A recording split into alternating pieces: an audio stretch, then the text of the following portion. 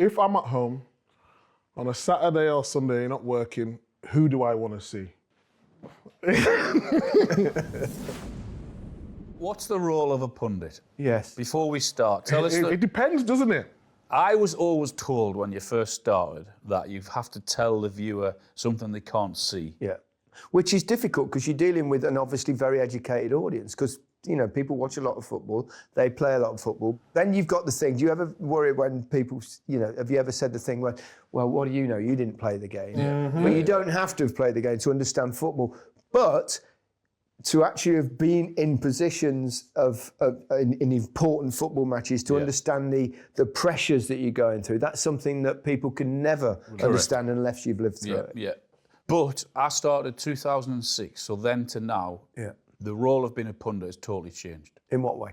In every way, because social media has changed the role of a pundit. Do you think so? 100%, because there's more. You on about figures and figures and figures. All of the companies now, whoever it is, whoever we sit in front of, a lot of them are just want clicks.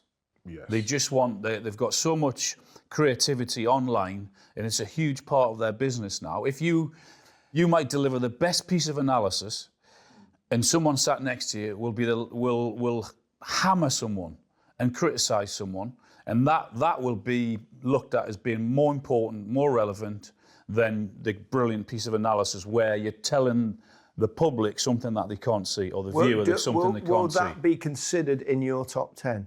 Will you, as someone yourself who does a lot of analysis and that side of it, would you put people higher in that sense than others that perhaps don't do the analysis, but maybe they've got a big personality? Yeah, but then you have to have to do that. I mean, we're talking about Roy here because I think Roy does that more than anyone. Well, he doesn't really do analysis, does he? No, he doesn't really do analysis, but because of his career and because of who he is, because how great he was, he's probably entitled to do that more than someone who didn't have the career of himself. But Roy's box office. No, absolutely, yeah. But I go to that point is that Roy doesn't really do a lot of analysis, but what he does is that because of his personality and the way he is, then he is box office because he's not afraid to hammer someone or be really critical of someone. Would that be fair? Micah, you would, I mean, you sit next to Roy, you like to do analysis as well, but you also feature a lot in clips because you understand the importance of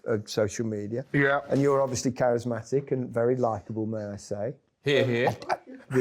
Sometimes. He said through clenched teeth. You did a script here, said through clenched. No, but, you know, but personality is important as well, is what I'm saying. Yeah, of course. The way I see punditry is if I'm at home on a Saturday or Sunday, not working, who do I want to see? So, presenter. Roy Keane would be number one on my list.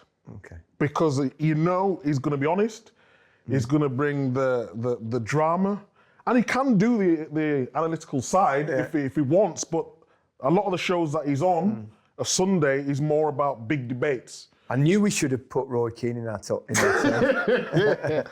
But I actually seen, when I first did punditry, everyone was too angry. Everyone was, look at me, I've scored how many goals, I've won what.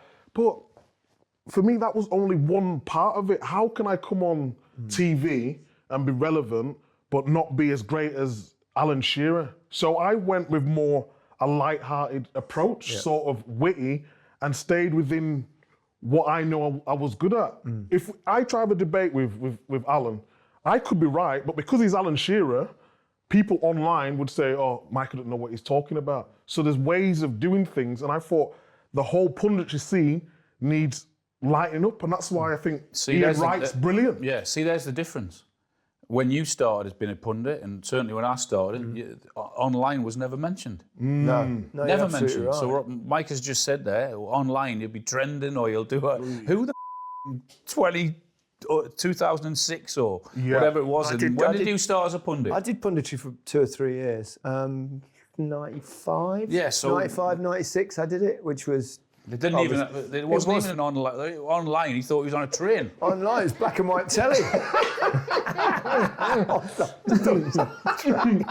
Thanks for watching. You can listen to Match of the Day Top 10 only on BBC Sounds. Subscribe to the BBC Sounds YouTube channel to be the first to see more from us right here.